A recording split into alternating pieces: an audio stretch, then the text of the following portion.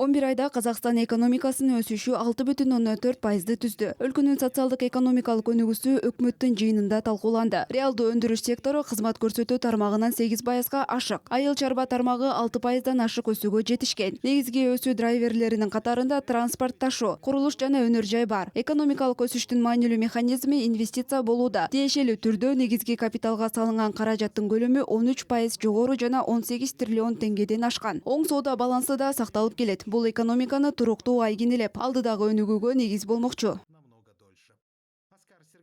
Агымдагы жылгы кантар-казанда сырткы сауда айына Үстүбүздөгү жылдын 3 жана 9 айларында тышкы соода жүгүртүү 116,3 миллиард долларды түздү. Товарлардын экспорту 64,6 миллиард долларды. Анын ичинде кайра иштетилген товарлардын экспорту 23,3 миллиард долларга жетти. Товарлардын импорту 51,7 миллиард доллар, 12,9 миллиард доллардан ашык көлөмдө оң соода балансы сакталууда. Кайра иштетүү өнөр жайындагы өндүрүш 5,9%га өстү. өнеркәсібіндегі өндіріс 5,9%га өсті.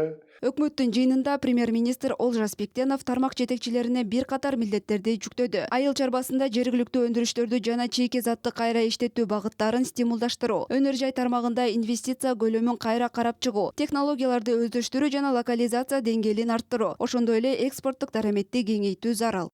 Быйыл жаңа өндүрүштөр иске косулуп, буга дейин эл аумагында Быйыл жаңы өндүрүштөр ишке киргизилип, буга чейин өлкө аймагында өндүрүлбөгөн товарлар чыгарыла баштады. Өнөр жай каржы министрликтерине Самрук казына фонду жана монополияга каршы мекеме менен биргеликте мамлекеттик сатып алуу алкагында окшош импорттук товарларды алып салуу маселесин бышыктоону тапшырам. Бул ата мекендик товар өндүрүүчүлөргө кошумча колдоо көрсөтүүгө мүмкүндүк берет. Өнөр жай министрлигине аймак акимдери менен биргеликте ушул жылдын аягына чейин кийинки жылга арналган долбоорлордун жаңы тизмесин калыптандырууну аяктоону тапшырам. аяктоодо тапшырамын.